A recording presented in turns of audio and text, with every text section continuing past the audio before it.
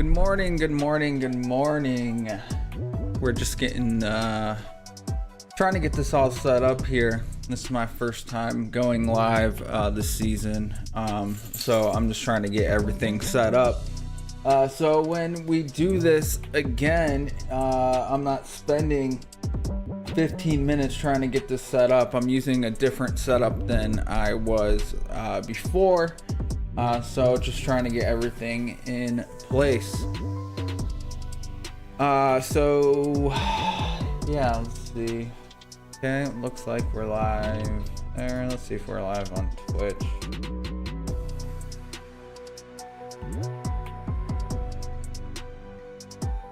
Because we're unstable on Twitch.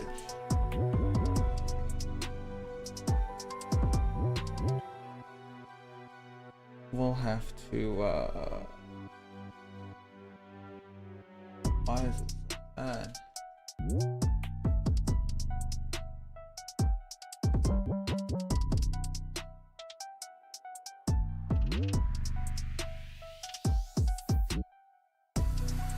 Okay, well, we're just gonna take off Twitch then. We'll just go live on the main YouTube. All right. Good morning, good morning, good morning. A lot going on in the sports world. And obviously, a lot of you guys know training camp is in full effect. All teams reported to camp yesterday. So we got news coming out left and right. Of injuries, updates, people landing on the PUP list, all that kind of stuff. And then we got some other stuff going on. We're going to react to some content that I came across of Tony Romo's arrest. The body cam footage has been released. So my goal today is basically, if you're watching this, first off, hello. This stream is basically, it's going to be pretty rough. I'm just trying to get into the groove of things, make sure things are getting set up. I'm already running into a ton of issues, but I am live on YouTube, so I am not going to, mess with anything else, because at least we're live here on YouTube, and then I can go and I can figure out the other platforms later. Not like you guys care about any of that. If you guys are coming in, you guys are wanting to talk football, fantasy football. So let's just get right into it. And Tony Romo was arrested last week. So let's go. We're gonna go and we're gonna react to Tony Romo being arrested for a DUI. They released full footage of the arrest. It is pretty long, so bear with me here. But Tony Romo got arrested, and I don't know. Honestly, I'm not a big fan of Tony Romo. I'll be honest. I can't stand the, I don't know, Jim. I don't know.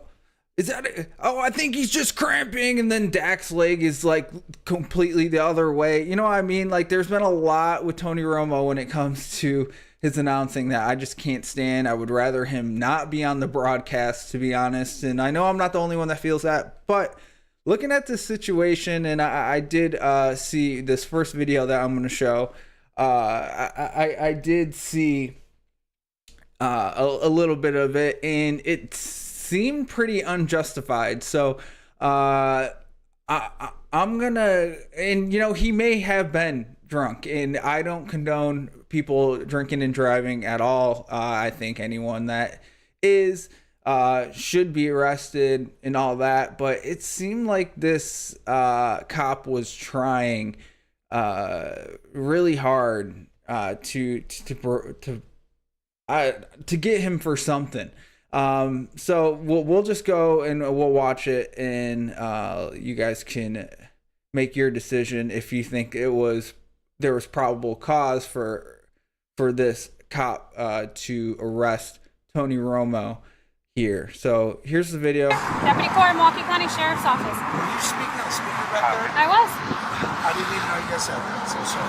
All right. Reason for my stop today. Right. Yep. That was what you So said. cool. Yep. So cool. Reason for my stop today is the unsafe passing on the right, the lane Say deviation. it louder. I'm sorry. Unsafe passing on the right, cutting across the gore.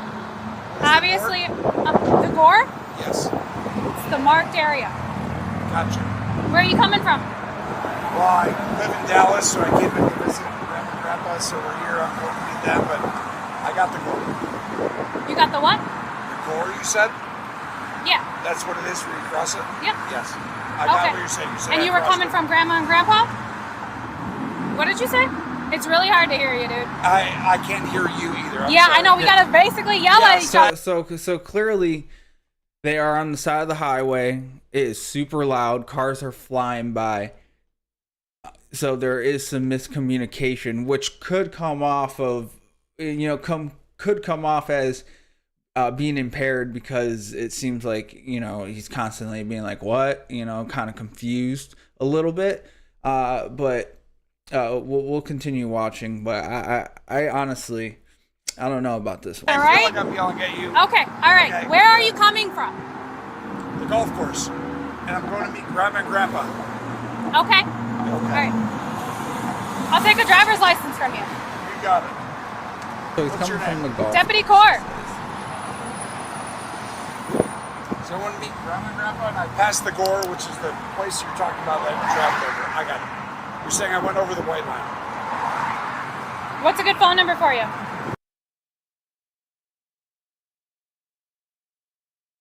So what they're saying that he's doing, and that he did, essentially, from my understanding, is, when you're merging on a freeway, you have the lane going on the on-ramp, and then usually there's a section that is cut off, like, solid white lines that kind of pinpoint at the end, and it seems like he went over those solid white lines to merge onto the freeway.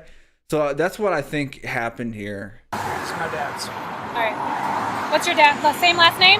Mirror Romo, yeah. So I got the same middle name and last name. Okay. All right. Hang tight for me. All right. How many drinks have you had? Zero. You're coming from a golf course? I played in a golf tournament at the Wisconsin State Amateur. Wait, hold on. Okay. I didn't So hear it's what like he said. Did he say zero? Zero. You're He coming said from zero. a golf. How many drinks have you had? Zero. You're coming from a golf Okay, course? so he said he had zero drinks. Wisconsin State Amateur. He's Okay. coming from the So golf it's like course. She a- asked him how many drinks Okay. he had. All right. Probably gonna run you because he through did some come from the fields. golf course.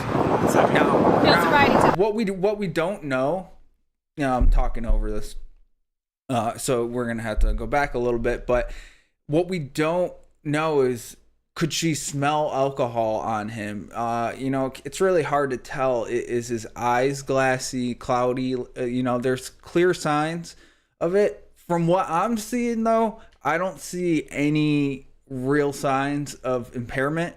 And he said he didn't drink.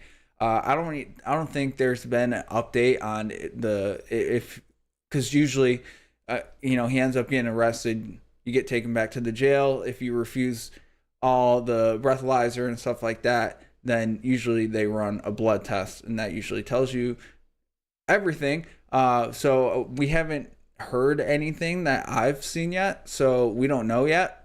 But he did. He's cooperating.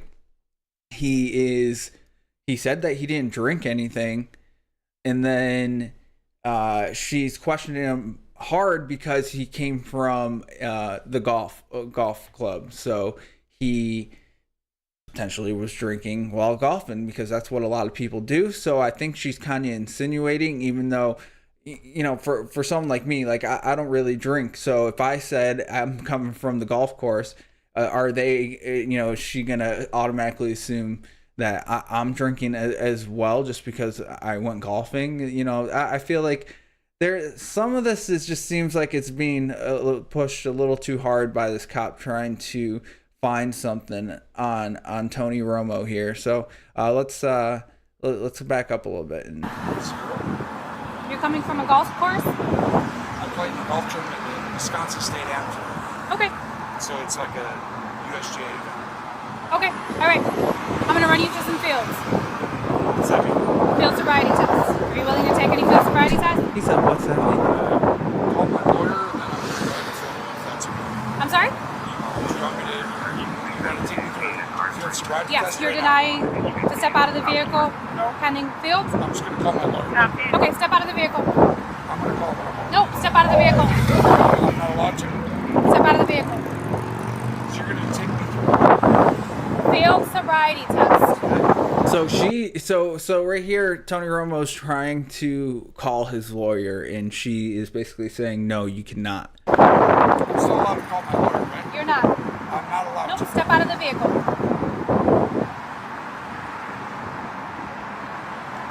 24 to dispatch. 24. I'll take an additional 1017. He's I'm okay not doing stepping it, out of but the vehicle for field. I'll do it. I'm just saying that I'm not allowed to call my lawyer. So now Any he's available saying he will squad, do get it. into backwards and southbound and back up Call to my 4, lawyer first. 17. I'm not allowed to. I'm not Two allowed five, You are what's the pending an location? OWI with an investigation. to. What's that mean? 543. Operating while southbound intoxicated. Okay, that's what I think I'm doing. Okay, so she's trying to get him out of the car because she wants to run some field sobriety tests.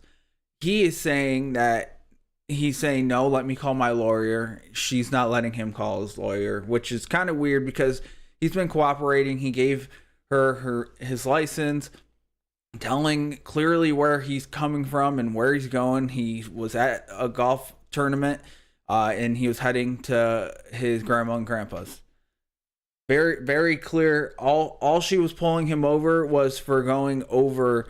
I forget what word they said that for that area, the solid white lines. So that was the only reason why they pulled him over, and that is enough for suspicion that he's been drinking, or is it because he said he was coming from the golf club? So that's why that is the suspicion. Step out of the vehicle.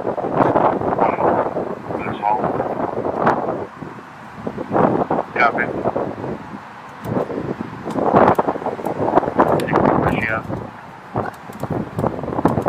Subject is refusing to step out of the field. So you're saying that because you think I can't. Alright, so you're going to step in front of my vehicle? Step in front of my vehicle. If I put this right here? Step in front of my vehicle, yes. Chief will report you back on this. He'll be hired at C20 shortly. 24. So it looks like he just Slow down. set his phone up and started recording. He's out of the vehicle. I'll be conveying him to the Sally Port for field. I'm fine. It's fine. Turn around for me. Additional squad I to think there's a copy. good chance that Patting you down for weapons, okay? 255, No copy weapons on here you? at the Okay, alright. You're detained pending an OWI What was your name? investigation. Deputy Core, sir. are you going to take me through 1-5 the... I officer. thought you were taking me through it. So, as of right now, we're on a leveled ground. We're on a bridge. I want to convey you somewhere that's going to be an even surface, free of debris. Yes, I agree, so we don't get hit. Turn around for me. Okay, so now they're saying that Yep. they want to take him to a safer, more level ground area to perform that's a these negative. tests.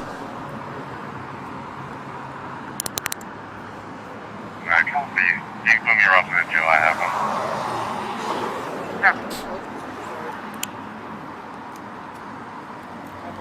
I'll grab your phone for you, okay? 45, I'm already at the jail. Do you need any help? What Alright, about, so, what about the keys and everything?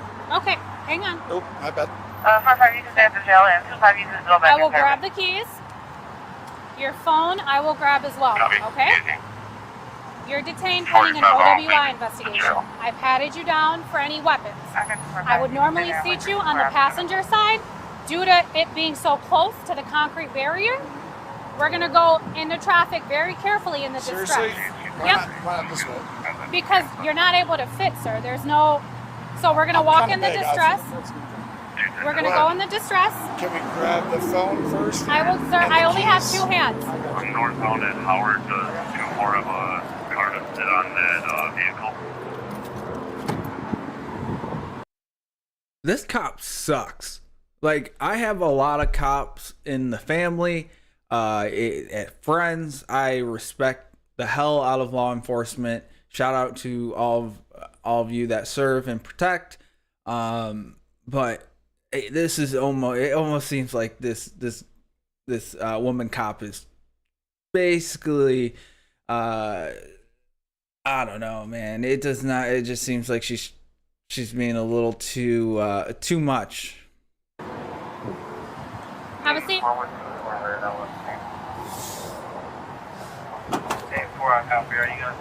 You in all the way? What's that? You in all the way? I'm in, yes. Uncomfortably, but yes. I know you're a taller fellow. Yeah. It's a little bit. Yep. I don't know about this one, Jim.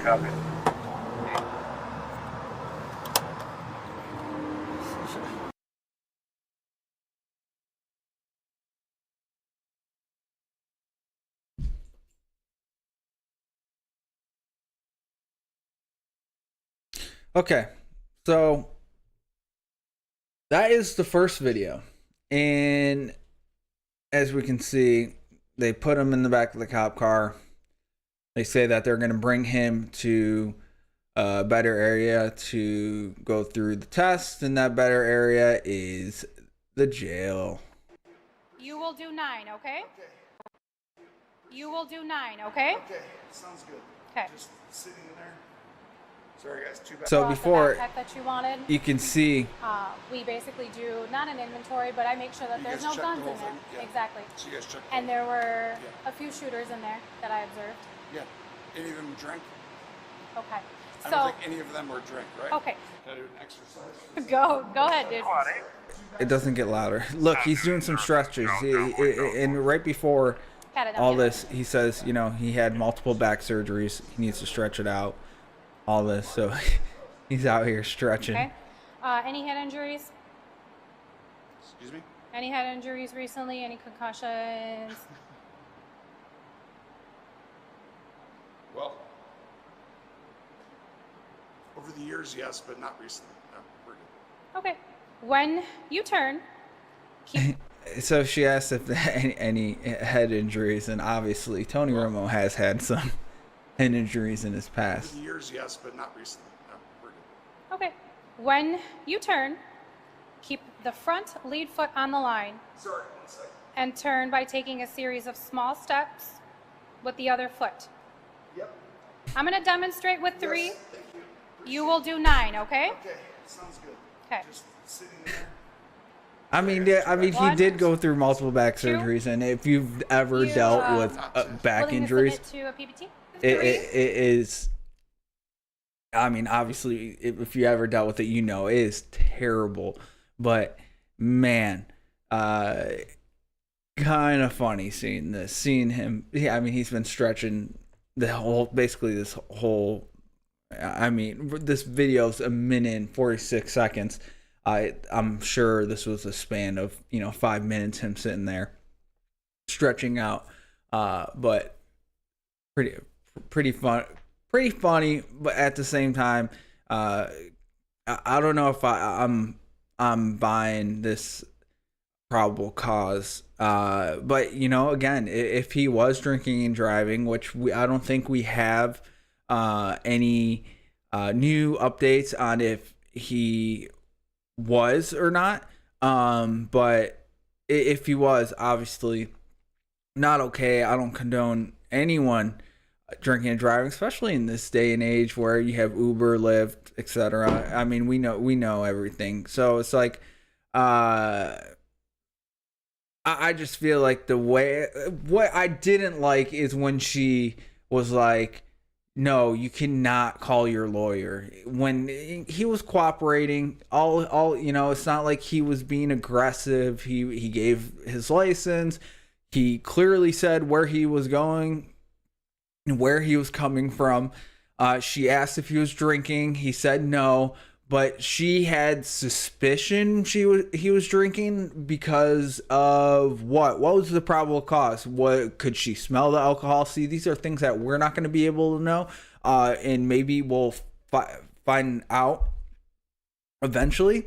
But was there actual probable cause, or was she just kind of fishing for it? And again, we don't know if for sure he was drunk. I didn't see any like a official statement or anything. But if he was, can't be doing that. Shouldn't be doing that. You should get in trouble. But I just don't like the way that this cop is handling the situation with Tony Romo. You will do 9, okay? Okay, sounds good. Okay. Just sitting in there. Sorry, guys. 2 back 1, surgeries. But those are 2.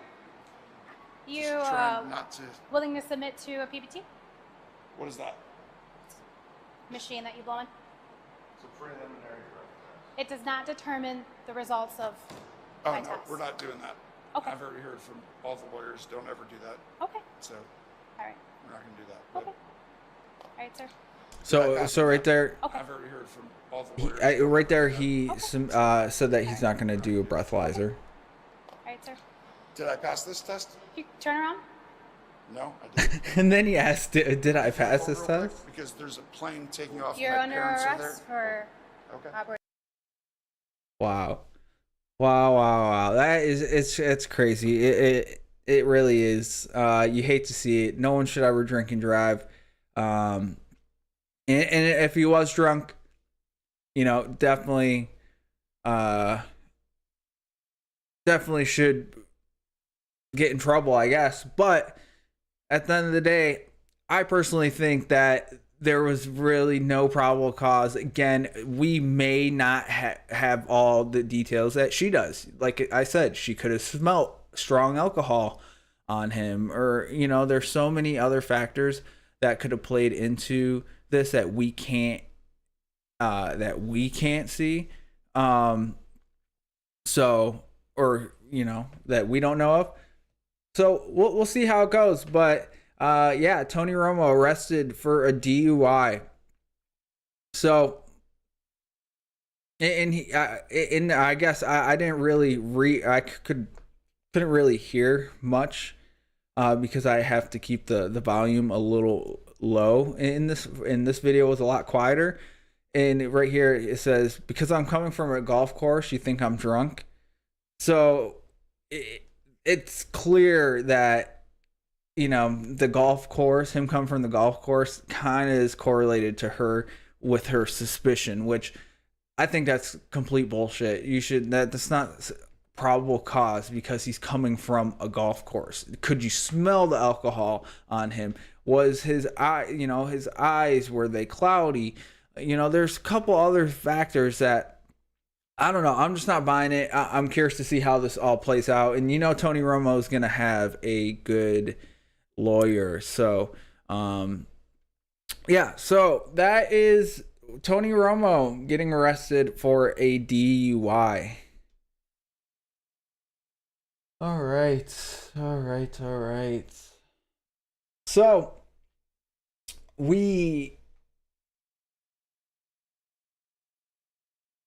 we have a lot of training camp news to go over. Everyone reported to camp yesterday.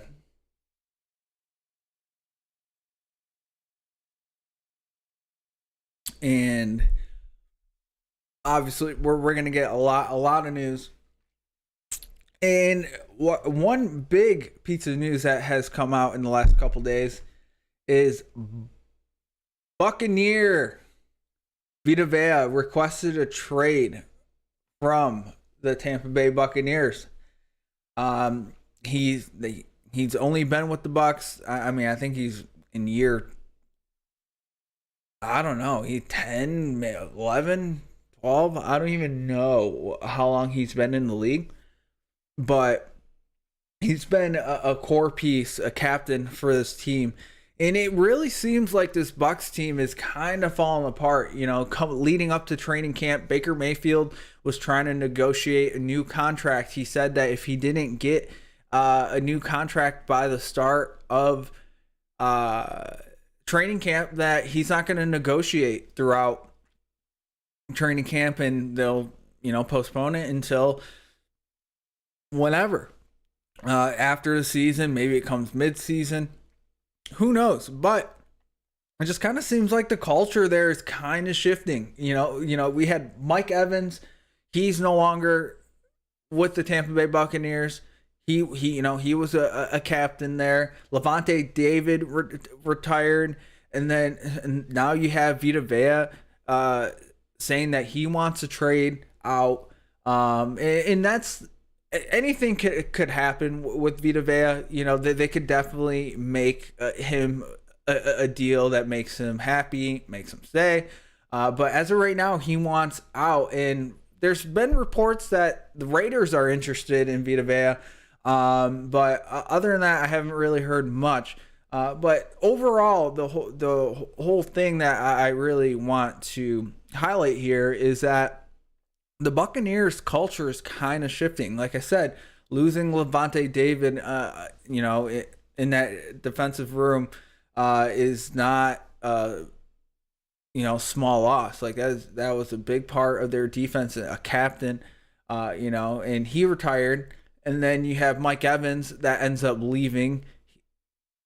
And then you have Baker Mayfield not close in contract negotiations and pauses the negotiations with training camp starting. So it just seems like there's a lot changing with this Buccaneers team. So we'll see how the Vita Vea stuff plays out.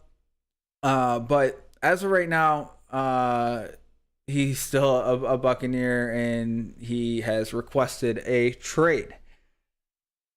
Some other things I wanted to highlight. Marvin Harrison Jr. So ever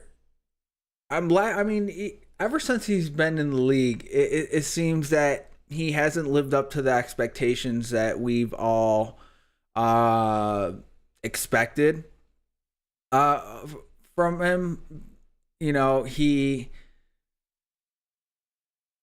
He just has had a rough go. And don't get me wrong, he's on a terrible team, but it's the body language. I mean, you could just tell that he felt defeated last season, dropping the ball and stuff like that. And there's just continues into this year, just bleeds into this year a little bit. And yes, you're going to be able to find some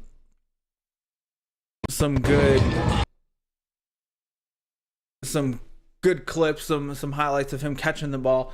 But watch this here, and I should be able to show this without getting dinged in the YouTube algorithm. If I do, I guess it is what it is. But this is from training camp the other day, and you can see Marvin Harrison is right here, and he's gonna do a cross route. Whoa! Right off his hands. He comes over, literally right in his chest. Watch this.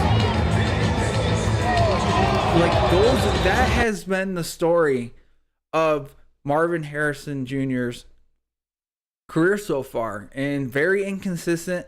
And even listen to him talk, he just seems like he's lacking the confidence, which you just hate to see that. You don't want to see that, especially for such a young player. He just continues to struggle, and maybe we'll see him throughout camp progress and build some confidence up, but not what you want to see. there's also been some more news today that just came out recently. And yeah, if you guys are on X, you can follow me over on there. Line 'em Up Fantasy is the handle there. Or if you look up Line 'em Up Sports, that will pop up as well. I'm trying to get that username. So there's an inactive user, but hasn't been inactive long enough. But right now it's Line 'em Up Fantasy over on X. Go follow me on there. I'm posting all the time on there, my thoughts. I've posted my some ranking stuff. Right here, Bengals plus 170 to win the AFC North. Seems like free money here. Plus 170. That's some good odds. I like that right there. But what I wanted to look at here is Tua. Tua has a minor injury that has flared up in Michael Penix's knee, whose knee, he suffered that ACL injury, and this is not the first ACL injury for Michael Penix. He isn't ready for full team work, so Jack Strand is the QB1 and will take the first team reps today in training camp. We are a couple days into training camp, and Tua's already hurt, dealing with a minor injury, they say. I don't know what, they didn't disclose what that injury was, but it flared up enough for them to say, hey, we're going to take a step back. We'll let Jack Strand go in, get first team reps, let Tua work with trainers and probably try to get some kind of inflammation, whether I don't know what it could be. I believe he dealt with a shoulder injury. I could be wrong. I would have to look that up. But off the top of the head, I believe he dealt with a shoulder. But definitely don't love seeing that for Falcons fans here, because honestly, coming into the season, I really felt like Tua was the guy. Like I personally don't think Michael Penix has a chance. I mean, I guess always have a chance, but if Tua's healthy, I do think that he is going to be the starter. And the reason being is that, this is a whole new coaching staff. So they didn't bring in Michael Penix. They brought in Tua, but they didn't bring in Michael Penix. And sure, they're going to, if he's the better quarterback, they'll probably go with him. But for me, from my standpoint, they felt like they needed to go out and bring in Tua. And, now we're a couple days into training camp, and now Tua's dealing with the injury. And that's not what you want to see so early on, especially with quarterbacks. And even if it is a minor injury, it just still, you don't like to see that this early on in camp. So Tua, he's dealing with a minor injury here. And then the 49ers just continue to deal with injuries. And one injury I wanted to highlight here that I feel like is pretty relevant, especially for fantasy football and stuff like that, is Christian Kirk. He got hurt dealing with the calf strain. And it seems pretty likely that he's going to miss a good amount of time. And I wouldn't be surprised if he ends up getting cut, just considering, I don't know how serious the injury is. And it could not as serious. But if he's dealing with a calf injury, that's going to hold him out majority of camp. Like, I don't know if the 49ers are going to keep him around. Personally, I think we could see a reunion with Deebo Samuel, but someone that has been making noise at camp is Dejon Stribling. I mean, this dude, he almost looks like Mike Evans out there. Look how big he is, his frame. I mean, he's a big dude, big target. Like I said, he almost looks like the size of like a Mike Evans, and with Christian Kirk getting hurt, that's going to give him more opportunities to get on the field. And, looking at this 49ers offense, I mean, he's probably someone that's going to go undrafted if he doesn't get, steamed up closer to the start of the season. And once, fantasy drafts start happening, there is a chance that he gets steamed up where he does get drafted. But right now, likely going to be going undrafted in your leagues. And he is someone that could potentially find a role early on in this offense. And the reason why I say that is, I think Ricky Pearsall has been good when he's been healthy. He's dealt with a lot of injuries throughout his time. Obviously, he got shot, but outside of that, there's been a lot of injuries that he's dealt with throughout his career so far. That has kept him off the field, but he has had some explosive games. But with all that being said, then they go out and bring in Mike Evans this offseason, and I love Mike Evans, but he is getting older.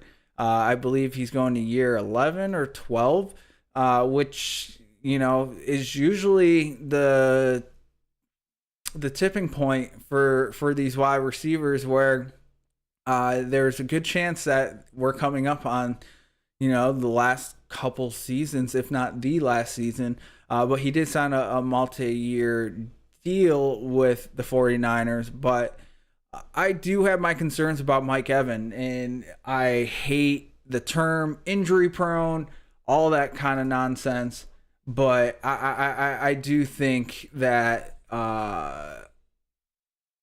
there is concern. There is 100% concern with Mike Evans with his health. I don't think he is someone that you could rely on making it through a full season. And I might get a lot of hate and flack for saying that, but I mean, I'm just being honest.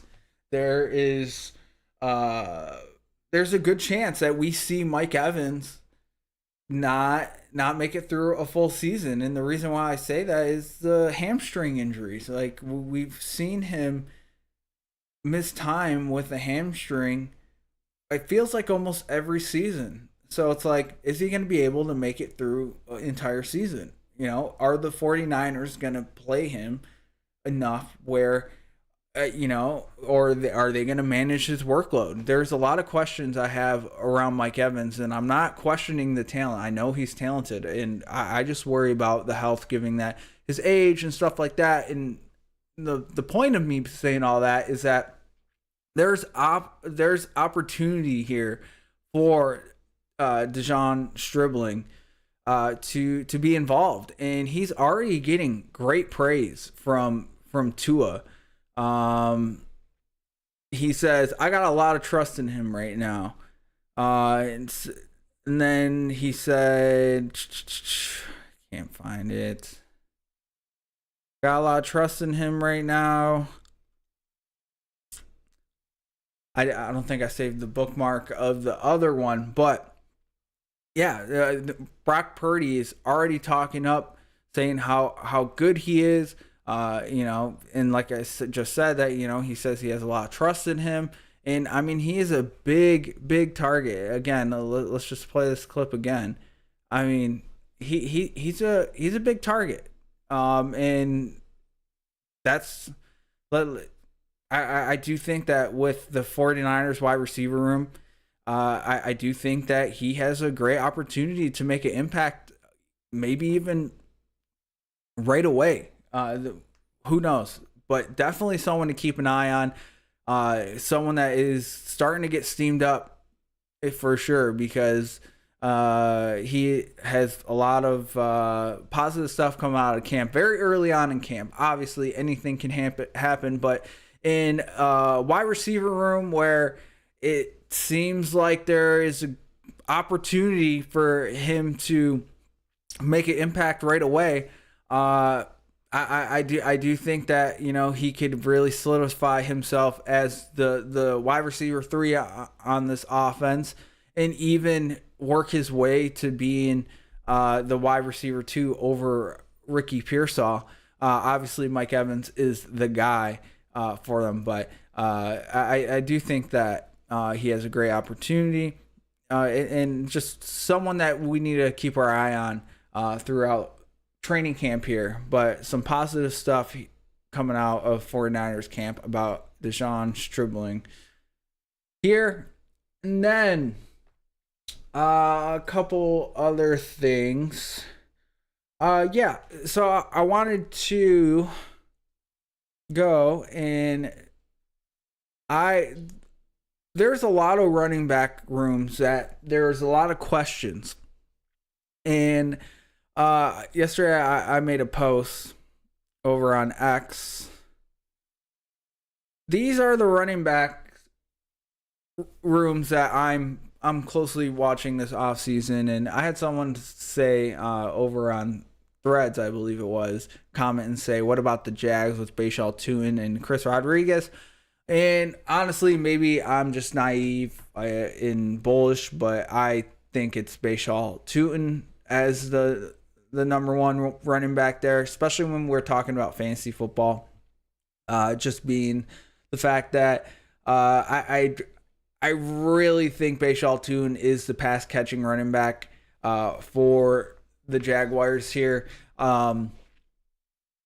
Looking with Travis Etienne Jr. or Travis Etienne, whatever you want to call it. I hate that we have to do that. Why? It's so funny that he went so long with people saying Travis Etienne and he didn't correct it. Now he gets traded to the Saints and comes out and says his name is Travis Etienne Jr. So now we got Devon Etienne, we got Travis Etienne. Now when I say Travis Etienne, I feel like I have to remind people like I'm talking about Travis Etienne. But so Travis Etienne is no longer with the Jaguars. Bashaw Tuin going into the second year gets an opportunity to become the RB1 for this team.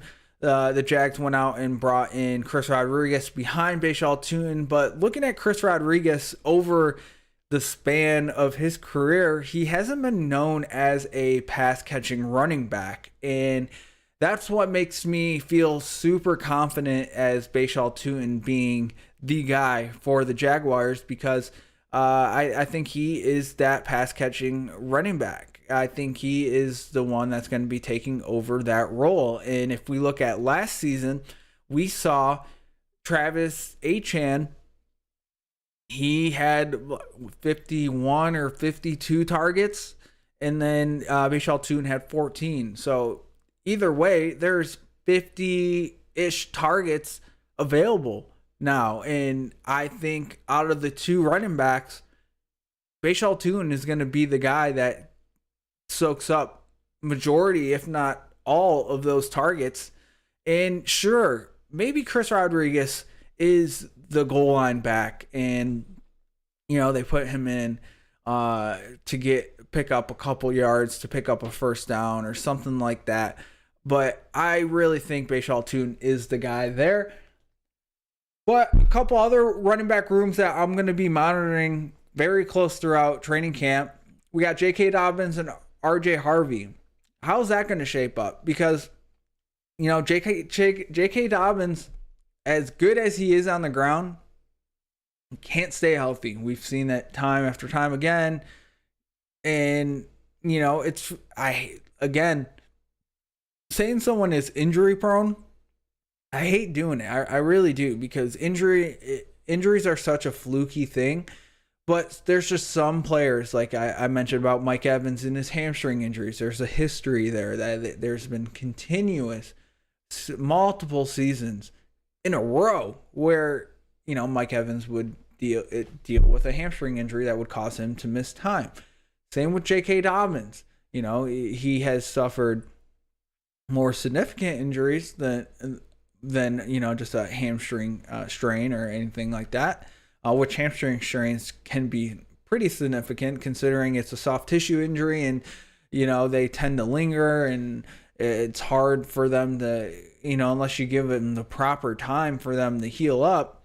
But even then, as you get older, players like Mike Evans, who I feel like is just the probability of them missing time to injury goes up. J.K. Dobbins falls in that for me. In looking at R.J. Harvey last year, he was a disappointment for fantasy. A lot of people thought that he would be a lot more involved, and he was more towards the end of the season, but not the fantasy running back that we were hoping because of J.K. Dobbins. But he still, I think he finished 10th, 11th overall among running backs and targets. So,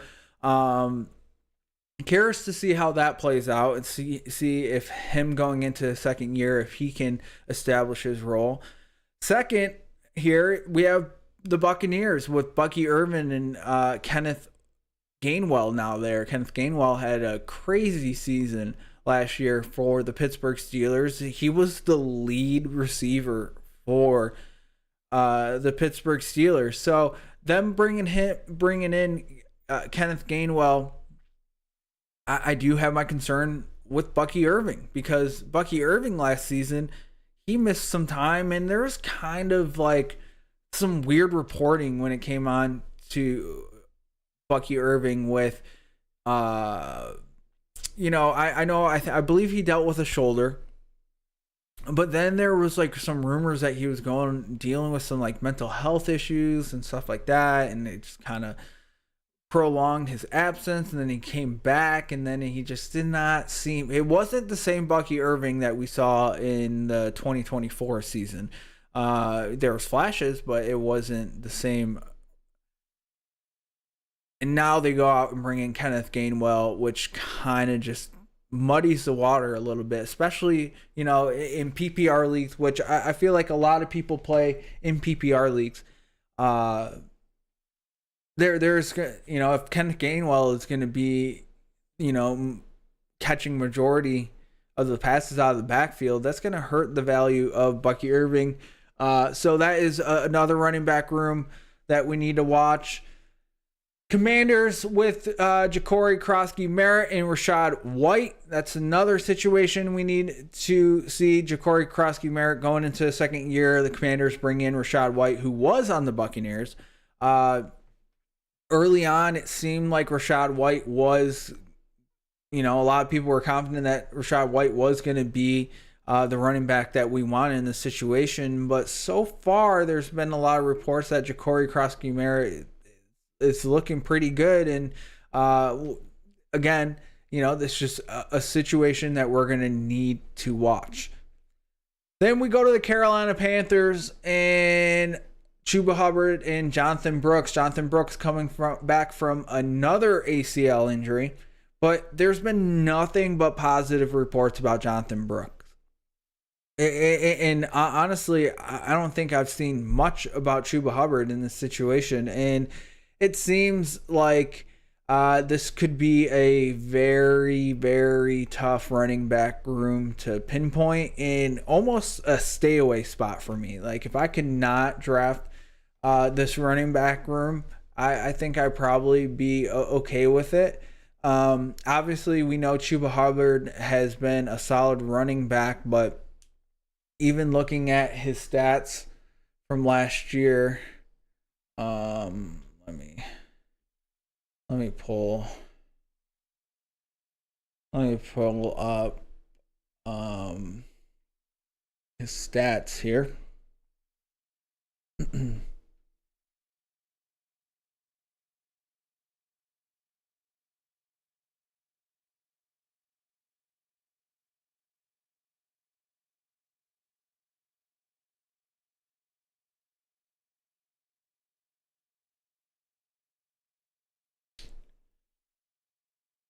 All right. Okay.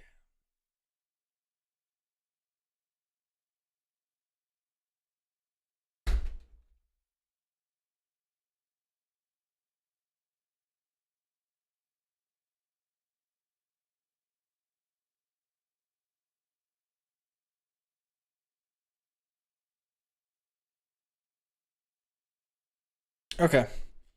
So looking at his stats from last year, Chuba Hubbard here, we can see a major drop off in attempts. You know, he was splitting with Rico Dowdle because Rico Dowdle was there last year.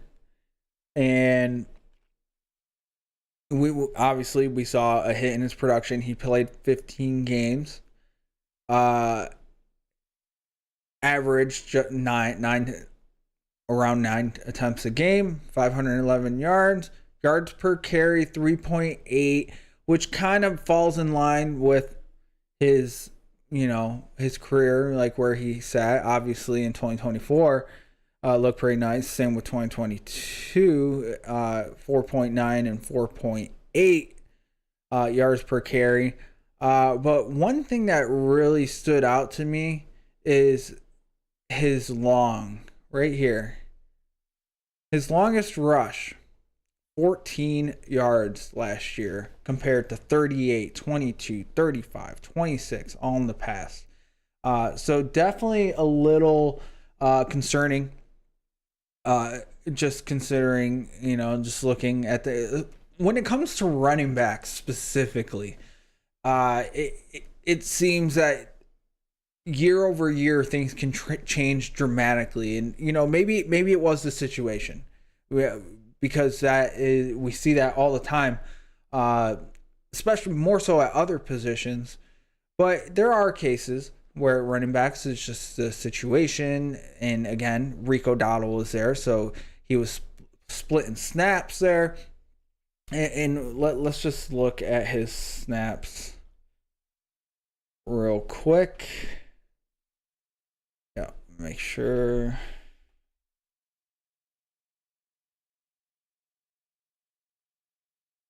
There. And first and foremost here, shout out to the football guys, because they do have some great tools on their website. This is where I go and get a lot of the snap counts and that kind of stuff, completely free to use. So go check out the fantasy or the football guys, footballguys.com. Shout out to them for the site. I've been using the site for years. But where are we going? We're going to Carolina. Looking last year, and you can see the consistency with the snap count. It was just all over the place. Sometimes it was Chuba Hubbard. Sometimes it was more of a split backfield, and sometimes it was way more favor. It was just all over the place. And he did miss a couple games as well. He missed 3 games last year. And as you could see, towards the end of the season, it was still more favored in Rico Dowdle. So what does that mean? Does that mean that the Panthers already in their head think that they need someone else? And if Jonathan Brooks is healthy, it's going to muddy the waters, and this could be a 50-50 backfield real quick and become very annoying for fantasy, because when you got a 50-50 backfield, it's like flipping a coin on who should be in your lineup. And sometimes even then, both running backs are not the right choice. So for me, I would rather stay away from someone like Chuba Hubbard and Jonathan Brooks. Obviously, they're going like really late in drafts, so if you are struggling and you get to that point and there's not a lot of options out there, sure, it's really hard. I don't got a lean right now. There's not enough information out there. There's too much hype around Jonathan Brooks.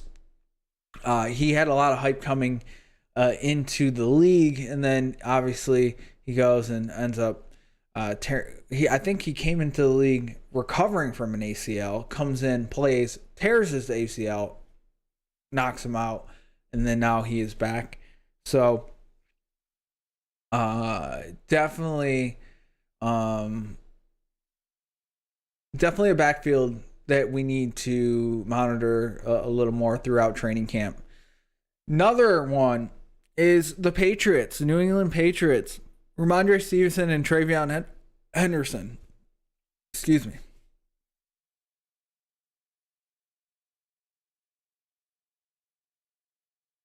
Ramondre Stevenson and Travion Henderson. This is another situation, another backfield that is, we're going to have to get more information. But there's been some positive stuff coming out about Travion Henderson. Reports of him having better vision. That's something that there was a lot of critique on him last season, was that his vision wasn't that good. He was just running into the back of his linemen and all that kind of stuff. So so far there's been some super positive reports in favor of Travion Henderson. And then when talking about Ramondre Stevenson, I did see that he was working with the twos.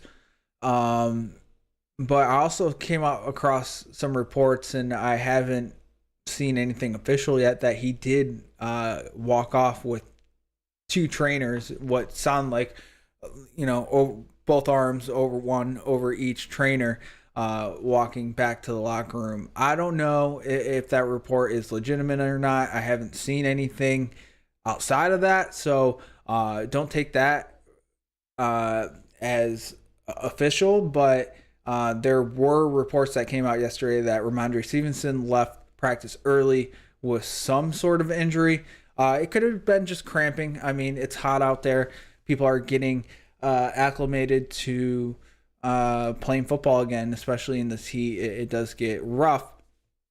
And Ramondre Stevenson is definitely on the bigger side, especially when it comes to running backs. So a situation to monitor. Travion Henderson could be someone that you want to target in drafts. He's someone that's going later. So if you're someone that likes that 0 RB build, he is someone that you could target. And he's going, like I said, he's going later in drafts, 6th, 7th round, I believe, maybe even 8th, but definitely can get him in the 6th or 7th round if you're looking to go for a 0 RB build, or if you want to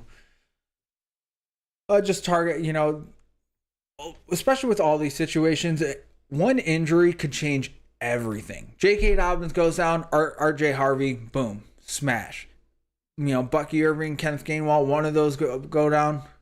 Obviously, the one that's not hurt, smash play. So obviously, the handcuffs of these running backs is huge, but now we're just waiting for injuries to happen, etc. It's just not ideal. So again, right now I'm giving the lean towards Travion Henderson. I do think that coming into his second season, you could see more of a workload for him. He wasn't terrible last season. He has some big games, but like I said, a lot of the critiques that came out about Travion Henderson was his vision and his he would just go and he would just run right back into the back of his lineman, and he didn't have the patience, and someone that I loved watching, and it was pretty much when I got into like football heavy, like super heavy, was like 2016, 2017 with Le'Veon Bell. Le'Veon Bell was the most patient running back that I've ever seen. It was crazy. He the game, you could just see slow down so much for him, where he would go and he would get behind his line and he would just wait. Like, even if it was like 2 seconds, 3 seconds, you would see him and it would look like he's just like stopping almost, but it was just him waiting for that hole to open up. And as soon as that hole opened up, boom, he would hit that burst, hit that hole, and there he would go. So I think that's what's the issue with Travion Henderson, is that the game needs to slow down. Obviously, being a rookie last year, coming into the second year, positive reports saying that, you know, his vision has improved and all that kind of stuff. So some positive notes coming out about Travion Henderson. And then we head to the Los Angeles Rams. Kyren Williams and Blake Corum. I've been drafting Kyren Williams the last couple seasons, and this is the first season that I have felt that it's at his current ADP. I don't know if I can do it because of Blake Corum. And if you go look here and we go to the Los Angeles Rams, you can see towards the second half of the season here, his snap count, it's getting a little too close to that 50-50 split. And you're not going to want that in fantasy football. You're not going to want that. You're not going to want to draft a running back 15th overall, you know, or a 15th running back off the board, which is around where Kyren is going. If he's in a 50-50 backfield. I'm not saying Kyren Williams isn't good. I think he is a great running back. I've been drafting him multiple years in a row. But even last season, we saw there's so many times, and not, like I said, I've had him on my teams. So there are so many times where I'd be like, touchdown. And then I'd go, oh, that's 22, not 23. Multiple times last year. I couldn't tell you how many times that happened where all of a sudden, big run. Oh shit. Hell yeah, Kyren Williams. Oh no, it was Blake Corum. Happened so many times last year, and especially towards the end of last year, you can see with the snap counts how they increased. And he's a great runner. Blake Corum is a great runner. So I do fear that we could be in a 50-50 split here. And that's going to make it really hard for me to want to draft Kyren Williams at his current ADP. Now, Blake Corum, he's going later in drafts. If you want to draft Blake Corum, sure, I'm all for it. Kyren Williams at his current ADP, I am more hesitant on drafting him. Probably will stay away from him this season with the involvement of Blake Corum, unless we hear otherwise.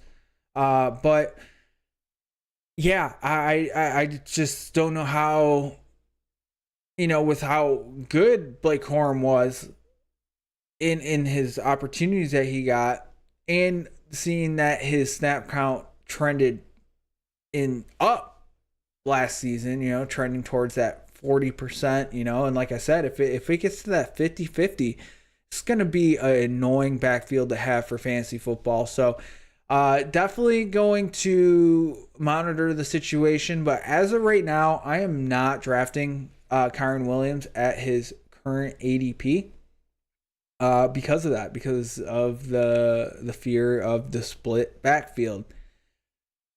And then the last team I have on the list here is the Pittsburgh Steelers with Jaylen Warren and Rico Dowdle. Rico Dowdle is now on the Pittsburgh Steelers. You know, like I said, Kenneth Gainwell is no longer there. He is with the Buccaneers.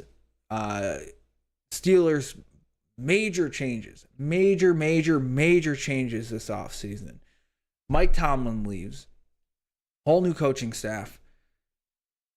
And Mike McCarthy comes in. Aaron Rodgers stays. Bring in Rico Dowdle, who Mike McCarthy brought in to Dallas when he was the head coach of the Dallas Cowboys. So there's a lot of speculation that, you know, obviously Mike McCarthy likes Rico Dowdle.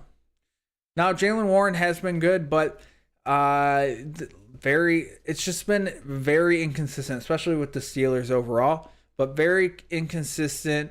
I don't know who wins the starting job here. Again, this could be a 50-50 backfield.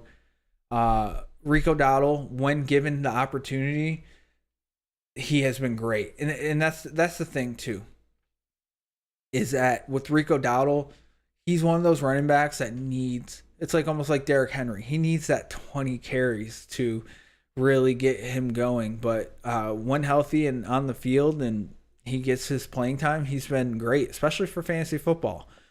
It's just another situation that we're going to have to monitor because these backfields could become very annoying. And, this is what I have here: 3, 4, 5, 6, 7 teams out of 32 of them that I don't have a good feel on who's going to be the one that you want for fantasy football, in the fear of 50-50 backfields and committee approaches and all that kind of stuff. So those are just some running backs that I'm going to be watching over the next couple weeks throughout training camp. And yeah, let's see what else. So I'm going to this is going to be a little more of a shorter stream, because the main point of today's stream was just kind of get back in the swing of things. It's been a long time since I've streamed. It's been a long time. Just trying to get back into the flow of streaming and all that. It's been quite a while. And if you're new here, make sure you hit that thumbs up button. It does help me out a ton. It does. It tells the YouTube algorithm that, hey, people like this content. And it's only going to get better. Like I said, this is a test stream, so I'm kind of all over the place, just trying to figure it out and get a good rhythm going. And I think going forward, what you can expect out of me is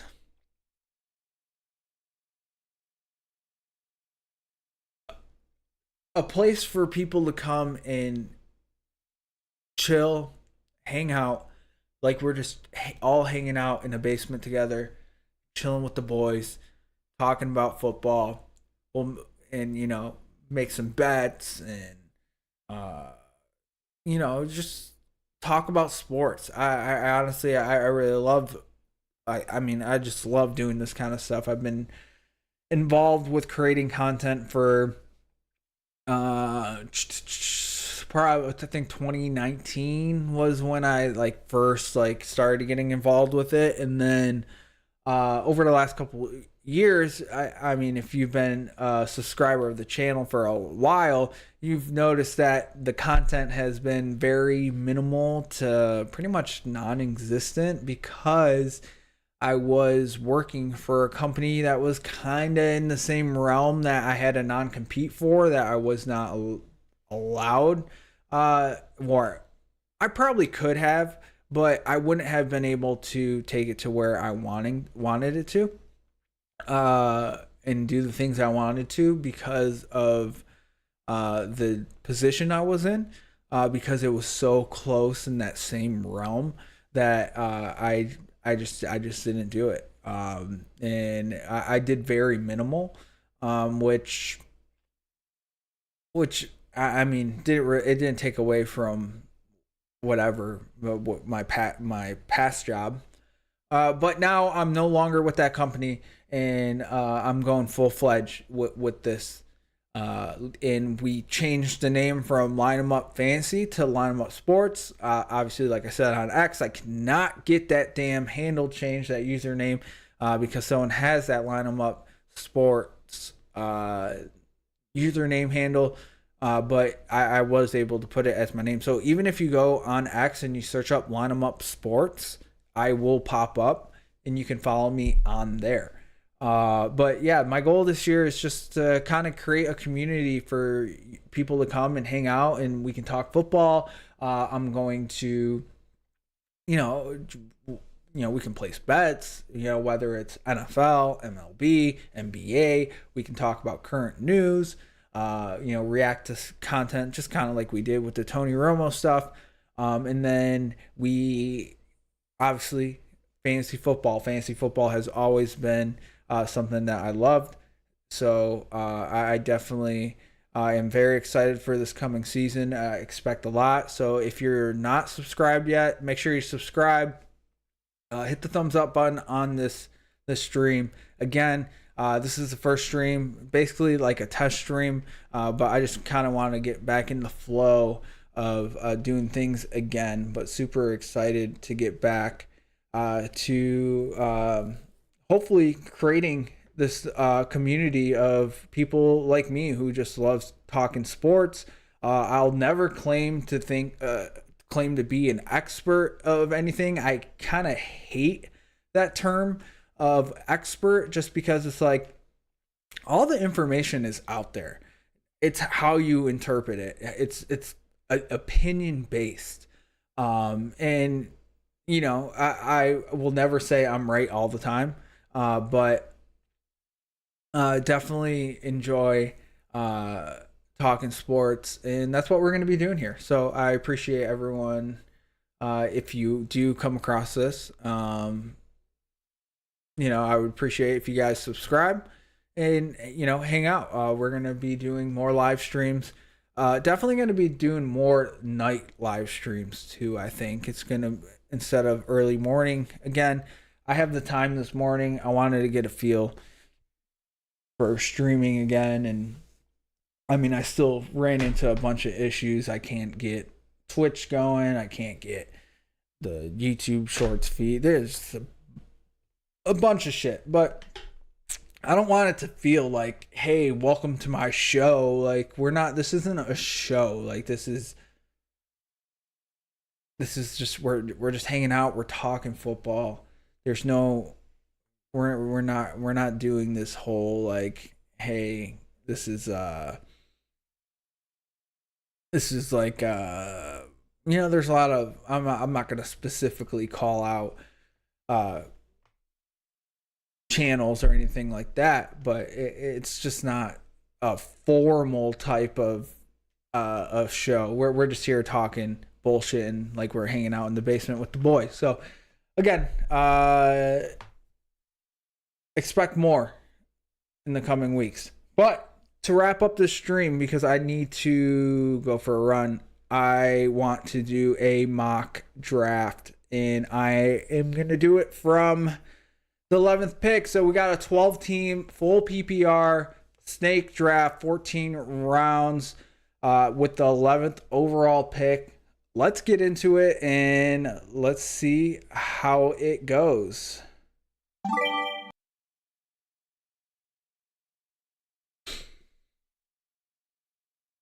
So depending on what lands to me, I'm gonna go running back heavy. So I'm gonna go running back for the first 2 rounds, and I went with Kenneth Walker for my first pick in the first round, and people are gonna be like, "Oh, that's crazy." I honestly love Kenneth Walker here. With the Kansas City Chiefs, I honestly think we see them get back to their old ways of running the football. Over the last couple seasons, it's been rough for the Kansas City Chiefs, and now they bring in Ken Walker with Patrick Mahomes coming off the ACL injury. I think we see them lean on the run game as much as possible. They didn't bring in there's no running back on this team that's going to take touches away from Ken Walker. He's the guy. I think we see him get 20 plus carries a game. I really do. I do think that we see a heavy workload for Ken Walker, especially with Patrick Mahomes coming back from that knee injury. And Patrick Mahomes already came out and said that, he ran too much last season, and that, he is going to lean on Ken Walker. So I like grabbing him there. And then I'm going to grab Omarion Hampton. So 2 solid running backs to start. So running back heavy to start in with Omarion Hampton going in the second round here. I honestly love the opportunity for Omarion Hampton. He didn't have the rookie season that we all thought he would. He did miss some time with ankle injury, I believe. He only played 9 games. But in those games that he was available, we did see that explosive running back. And they made a lot of changes this offseason, bringing in Mike McDaniel. And if you watched any of my content, you'll know that I love that they brought in Mike McDaniel because he is an offensive mastermind. I mean, he put the league on notice when he first got hired in as a head coach for the Miami Dolphins. I mean, everyone remembers that season. Tua was great for fantasy. Tyreek Hill, Jalen Waddle. We saw Devon Achane. Mike McDaniel will make this offense hum, and I love the opportunity for Omarion Hampton. So I don't mind grabbing him there. But now it is back to me, and let's take a look at some wide receivers available. Knowing that I feel 100% on, we got T. Higgins, Ted McMillan, Garrett Wilson, Luther Burden, tight end situation, Colson Loveland, Tyler Warren. Could we go quarterback, grab someone like Lamar Jackson? I'm going to go with a wide receiver, and I will go with T. Higgins here. I think this Cincinnati Bengals team is going to be really good this year because the offense, obviously we know the offense is really good. We've seen it year after year, but the defense, the problem with this Bengals team is that they have to put up 50 points a game because their defense is giving up 45 points a game, if not 60 points a game, and they're losing the game. So they went out and addressed the defense this offseason. They went out and got a lot of pieces on that defense. So I do think this is going to be a solid year for the Chargers. It is on me, though, and let's see. I do like Ladd McConkey, but with Omarion Hampton, I don't love grabbing double there.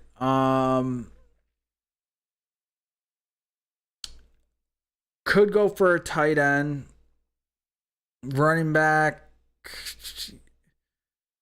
Yeah, so I am going to go with Ladd McConkey. I don't love doing this where I have running back and wide receiver, especially because Ladd McConkey is going to be, a wide receiver one. He's someone that I'm going to start every week. Same with Omarion Hampton. So having those two pieces in my lineup, I don't love it. But I again, with Mike McDaniel, I think Ladd McConkey, he had an off season after a great rookie year, comes and has an off season with Keenan Allen getting back in the fold last year for the Chargers, which kind of threw things off for Ladd McConkey. But I don't mind grabbing him as in the 4th round there. And then it is back to me. And unfortunately, DJ Moore is not there. That's someone that I would have loved to get. We got Mike Evans, Carnell Tate, Roman Dunze, Christian Watson. So let's see, tight ends. So I'm not going to grab a tight end, but I will say if Tyler Warren made it back to me somehow, I definitely would have grabbed him there. I usually don't grab tight ends early, but Tyler Warren is someone that if you can grab in the 4th, 5th round, I don't mind doing that. I really like Tyler Warren this season. He led the Colts in targets. So I don't mind grabbing Tyler Warren early in drafts. Outside of that, I'm not grabbing Trey McBride or Brock Bowers in the 2nd round. Like, it's just not going to happen. Now, I'm in a situation, I got 2 running backs, 2 wide receivers, and I feel like I want to go for a running back here. And Bashaw Tutin is available here, someone that you're going to hear a lot about leading up to your fantasy drafts. I think he's in a great opportunity. Like I said earlier in the stream, if you haven't been hanging out. Bashal Tuin has an opportunity to be the RB1 for this team, and I really think he is the RB1. Considering Chris Rodriguez, he hasn't been known to be a pass-catching running back, and in PPR leagues, we love pass-catching running backs, and Bashal Tuin has the opportunity to be that for the Jacksonville Jaguars with Travis Etienne Jr. or Travis Etienne that a lot of us know him by, no longer there. That means there are 51 or 52 targets available from just last season alone. And looking at Chris Rodriguez, he doesn't have that track record of being a pass-catching running back throughout his entire career in the NFL and in college. He hasn't been used as a pass catcher. So I like grabbing Bashal Tuin in drafts this late, especially if you go 0 RB. He's definitely one of my favorite running back targets in these later rounds. But it is back to me, and I do think I need a wide receiver here. And looking at the wide receivers available, we got Rome Odunze, who I do have a little concern with the Rome Odunze. It seems like this wide receiver room is getting a little too crowded with Luther Burden. A lot of positive news and reports coming out about Luther Burden taking that next step this season. Rome Odunze wasn't someone that Ben Johnson and that whole regime brought in. So it makes sense that they want to get their guy who they brought in, Luther Burden, more involved. And it's kind of, from, Ben Johnson talking him up to reports coming out of just how good he looks in camp. I do think that we could see a second year leap for Luther Burden. So I'm going to stay away from Rome Odunze here. We got Christian Watson. That I hate. I mean, it's probably because I'm a Lions fan. I hate the Packers. But with that being said, there is a lot of opportunity there with Romeo Doubs no longer there. You got Jaden Reed, and then you got Matthew Golden. But I do think Christian Watson, who they just gave a new contract to, is someone that can be fantasy relevant. Not someone that I feel 100% confident starting week in and week out. But I do think that he is a good pick here in the 6th round. Not loving the wide receiver situation here as much. So let's see. Let's check a look at our roster. Yeah, we need to go a little heavier. I do want to go with another wide receiver, but Jadarian Price, he's with the Seattle Seahawks. Zach Charbonnet is Zach Charbonnet is coming back from a ACL injury, and he is on the PUP list right now. There's reports that he could be ready for week 1, but it's unlikely. But Jadarian Price, they drafted him at the end of the 1st round. Obviously, the Seahawks didn't have a great draft pick, but they went out and drafted a running back with their pick at the end of the 1st round in this year's draft. So I do think, that is a high draft capital to get a running back that, you're just not going to get him involved. They're going to get him involved.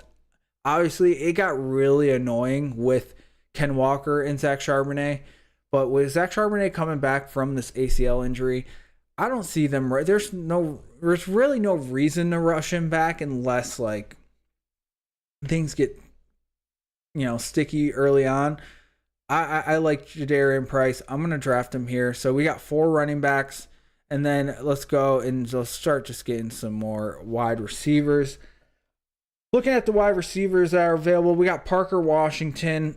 I don't know what to make of this damn Jacksonville wide receiver room. You you got Parker Washington, you got Brian Thomas, you got freaking Jacoby Myers, and then you got what the hell? Why am I blanking on his name? Travis Hunter.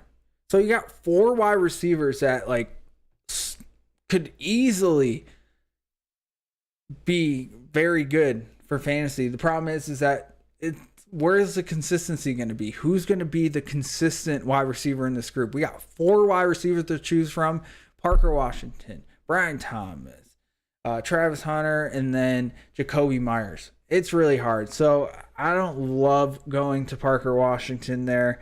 Call me crazy. Got Jordan Addison, Quentin Johnston. I do like Quentin Johnston, but again, we already have multiple people from the Chargers, so I'm not going to go there. I think I'm going to go with Wan'Dale Robinson. I think, going to Tennessee, I think he has an opportunity to really, they brought him in for a reason, for one.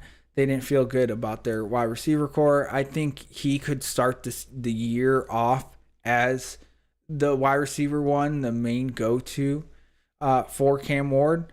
And then we'll see Carnell Tate slowly get established and get involved. But I do think Wan'Dale Robinson is a great wide receiver to target in drafts, especially getting him in the 8th round. I don't mind getting him there.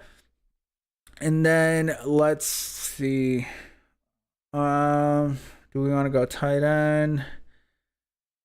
Probably no. Well, let's see. Yeah, I guess we could go for a tight end now. Let me see. Yeah, I think so, because I think I'm gonna draft a quarterback pretty late at this point. I probably should have went in instead of drafting Wan'Dale. Probably should have went and drafted Justin Herbert. Got the stack going. So probably should have done that, but let's go with the tight end, and let's go with Dallas Goedert. AJ Brown is gone, and we've seen, in the absence of AJ Brown in the past, we've seen Dallas Goedert be a go-to target for Jalen Hurts. They brought in Mikel Lemon, and then you got Devontae Smith, but I think Dallas Goedert is a great tight end to target in fantasy drafts this year. And it is back to me. 3 bench spots. We need a quarterback still.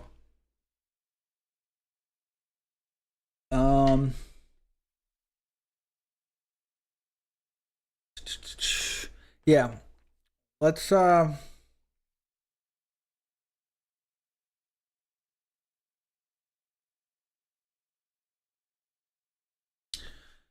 yeah, we'll wait on quarterbacks, especially because there's a lot of quarterbacks that already came off the board already. So we'll just get some more wide receiver depth. We have Romeo Doubs, who's now on the Patriots, Jaden Reed, Josh Downs. I'm going to go with Josh Downs here. Michael Pittman no longer on the Colts. My favorite player to target from the Colts is Tyler Warren. When it comes to like receivers and stuff like that. But I do think Josh Downs, there's 111 targets available that are just vacated because of the move of Michael Pittman to the Steelers. So there's a lot of targets to go around. Josh Downs has been a pretty solid value wide receiver in drafts over the last couple seasons, and definitely been very good. Consistency's kind of been an issue, but he has had some big games. So there's going to be the opportunities for him for him to be involved in this offense and kind of pick up some of those targets. Like I said, I do think that Tyler Warren is the guy here. I do think he led the team in targets last year.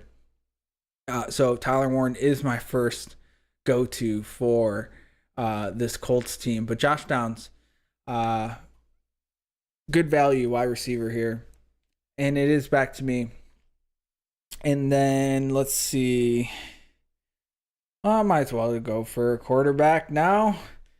And this hasn't been announced yet, so we don't know. But I'm going to go with Kyler Murray here. I do think Kyler Murray is very interesting for fantasy. I do think he ends up winning the starting job. And if you're watching this after the fact and he's not the starter, then I am just shocked because I didn't think J.J. McCarthy could win the starting job. But Kyler Murray, he kind of fell off, obviously, but I love the rushing upside of Kyler Murray, and he has so many offensive weapons on this team. Justin Jefferson, Jordan Addison. You got TJ Hawkinson, which kind of fell off, but mainly those two guys, Justin Jefferson and Jordan Addison, like, that is a solid situation. And then they went out and got Juwan Jennings as well as their wide receivers. So you got 3 solid wide receivers on this team. Kevin O'Connell, I mean, we saw what he was able to do with Sam Darnold when he was there. And I'm not downplaying Sam Darnold and his success and his skill set, but I will say that I do think that I do think Kyler Murray, being with Kevin O'Connell, who has been good at helping quarterbacks develop and kind of be able to produce, obviously did not come to fruition with J.J. McCarthy. But when Carson Wentz was in last year, I mean, Carson Wentz looked pretty good. I mean, that's when we saw a majority of Justin Jefferson's fantasy work. So I do think that Kyler Murray wins this job. So I don't mind grabbing him there. And he has the rushing upside, which is also why I like drafting him. And now we got a couple more bench spots before needing defense, and that will wrap up this draft here. So 2 more spots. Let's see what running backs we got. We got Jordan Mason, Jonathan Brooks.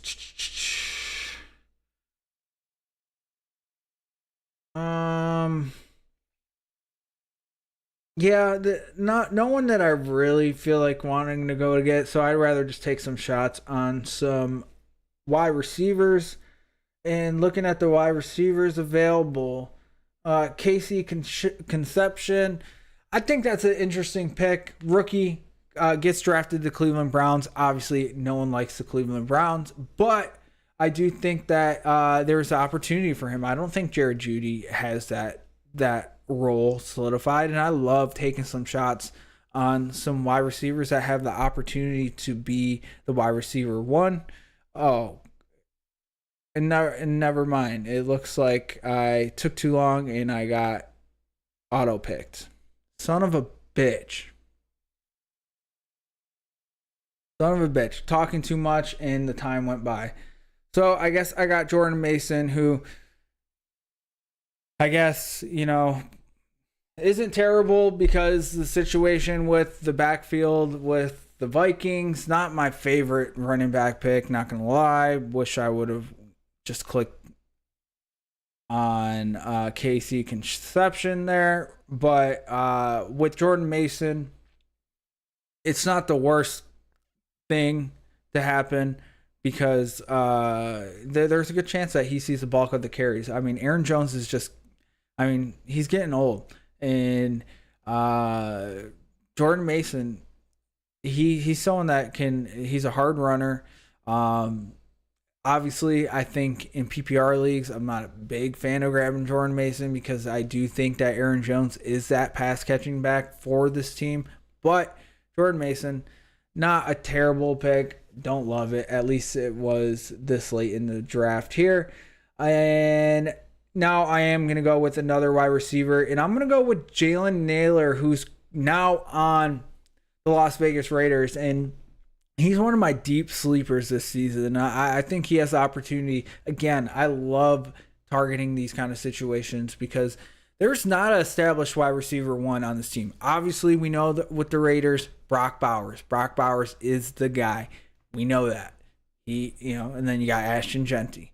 We know that. You got those two guys. Those are solid players. Outside of that, I think it's wide open. I don't think Trey Tucker is solidified as the wide receiver one on this team. I mean, do you? I mean, I personally don't.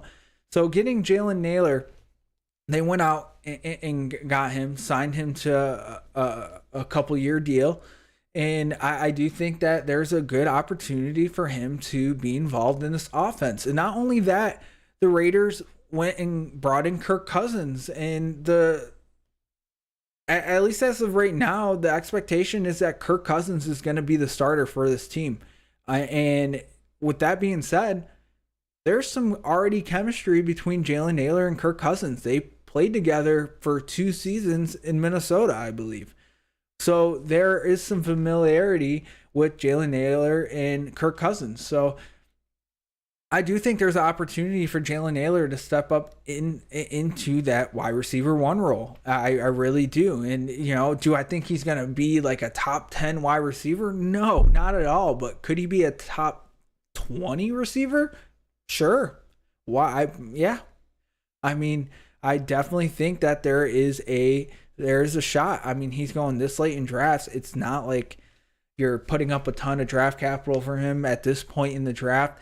Like, these are the shots that I like taking. I love taking this late in drafts. I love taking shots on players like Jalen Naylor going into a situation where obviously with the Vikings, I mean, it was a crowded wide receiver room. You had Justin Jefferson, you had Jordan Addison, and then you had TJ Hawkinson, but then you had Jalen Naylor, who did have some big games for the Vikings. And I do think he is someone that has the opportunity to really establish himself in this offense, new situation. So with all that being said, one of my favorite wide receiver sleepers is Jalen Naylor this year. And now I just need to draft a defense. We got Commanders, Titans, Bucks, 49ers, Seahawks, Eagles, Giants, Saints. And I am going to go with I'm going to go with the 49ers. And that's going to do it for this draft here. So let's do a recap of my team. And I honestly don't really love this team as a whole. There's a couple things that I wish I some different decisions I would have made, especially looking back with we had Watson here. I didn't love the Watson pick. I believe that was one of the auto picks. Or no, it wasn't the auto pick. What was the auto pick? Either way, let's recap this team. Kyler Murray, Kenneth Walker, Omari and Hampton. I mean, I love that so far. Honestly, I don't know about you. Don't mind any of those so far. T. Higgins, Ladd McConkey. So T. Higgins, obviously great wide receiver, but he's not the number one option. So I hate that. I prefer going for, and it was probably a mistake, not a mistake, but that's what you get when you go and you draft 2 running backs first 2 rounds. So I do think that I don't mind T. Higgins, but I would rather have had a wide receiver 1 as my first wide receiver off the board. But that's when we went and got Ladd McConkey, who I do think can be that wide receiver 1. So I like Ladd McConkey with Mike McDaniel now. Then we got Dallas Goedert, who is, I think there's a great opportunity. He's a great value tight end, someone that has been a top 10 tight end in fantasy football for multiple seasons. He has finished in the top 10, not in a row, but I'm pretty sure he's definitely finished as a top 10 tight end. And in the situation with the absence of A.J. Brown, I do think that Jalen Hurts will look to him quite a bit. So I like him there. Bashaw Tuin, love the value running back. Love the, overall, I really love the running backs here. Then we got Christian Watson, 49ers defense. Jadarian Price, I love that running back pickup there. Wan'Dale Robinson, Josh Downs, Jordan Mason, and Jalen Naylor. So overall, I give this draft a C. I'm going to be honest. I think, for one, I haven't done many mock drafts. So for the 5th mock draft that I've done this season, not bad. I love Kenneth Walker, Omari, and Hampton. I think those guys could easily finish in the top 10 at the running back position, and they're being drafted as such. Ladd McConkey, I think he has a great opportunity this season to bounce back after a down year, after having a great rookie season. Dallas Goedert with the absence of A.J. Brown. Bashaw Tuin with no more Travis Etienne. I think he's going to be the guy. Christian Watson, he has been good for fantasy, but it's just been the consistency hasn't been there, and health. He has been injured a lot, but they did just pay him a ton of money, and they moved on from Romeo Doubs. So curious to see how this wide receiver room shakes out. But I don't mind grabbing Christian Watson there.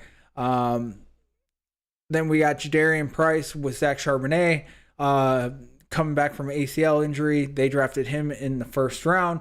I think he is a great value running back to target. Wan'Dale Robinson now with the Tennessee Titans, working with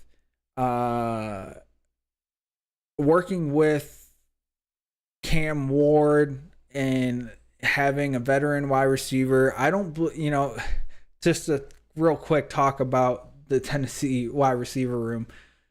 They're every single season for the last 2 years, 3 years, whenever Calvin Ridley got signed with the Titans, every year there was the opportunity for Calvin Ridley to be that guy for the team, and he has not made it there.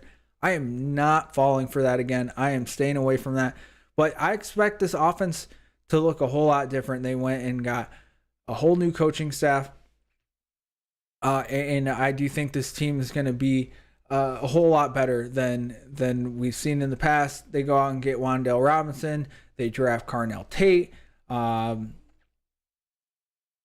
They had a couple rookie wide receivers that played well last season. So I do think that Wan'Dale Robinson to start the season is that second option in this wide receiver room. So I don't mind grabbing him there. Josh Downs, again, great value wide receiver on a team with a lot of vacated targets without Michael Pittman being there. On this team, when looking at the team as a whole, Tyler Warren is who I think will be the target leader. Obviously, Alec Pierce as well, who just got a massive contract from the Colts. He's going to be the wide receiver 1, but I do think Josh Downs is a solid wide receiver to target in fantasy drafts. Jordan Mason, pissed off about that one because that was an auto pick because I was just talking too much. And then Jalen Naylor, someone who I love as a fantasy, as a wide receiver sleeper. So that is my first mock draft of the season that I'm going to be posting. I will cut this up and make a VOD of it and post it. But yeah, so that's the first mock draft of the season from pick 11, full PPR snake draft. Yeah, if you're watching, hit that thumbs up button, subscribe for more fantasy football content. I've been putting out a ton of shorts, so if you haven't seen the YouTube shorts, go check those out. A lot of good information on there. Some players to target, players not to target, specific at positions, players in new situations that have good opportunities. A lot of good content that I'm putting out there that can help you form your own opinions, because that's what this is. It's opinion. So go check that out. Subscribe to the channel if you haven't yet. But that is going to do it for me today. I am going to call it there. We're going to call this a shorter stream. Again, this was more so a stream just to kind of get back in the feel of things and kind of just kind of get things in order and get into a little bit of a flow. Obviously, as we do more of these, it'll be a little more fluid. But yeah, so that's going to do it for me today. If you haven't yet, hit the thumbs up button, subscribe to the channel so you don't miss out when I go live, because you'll get a notification when I do go live. I'm going to be going live with training camp updates. We're going to be talking some more fantasy football, doing more fantasy football mock drafts, maybe even do some best ball drafts. We're going to be going over some NFL future bets, and maybe even do some MLB bets as well. So if you're into sports betting, definitely make sure you are subscribed. And yeah, I will catch you guys pretty soon here. We'll try to figure out what the schedule is going to be. I think, like I said, it's going to be more of a night thing. So if I could go around live around like 8 p.m. Eastern time is probably the goal. So make sure you are subscribed so you don't miss out on any of that. And I will catch you guys on the next one. Peace.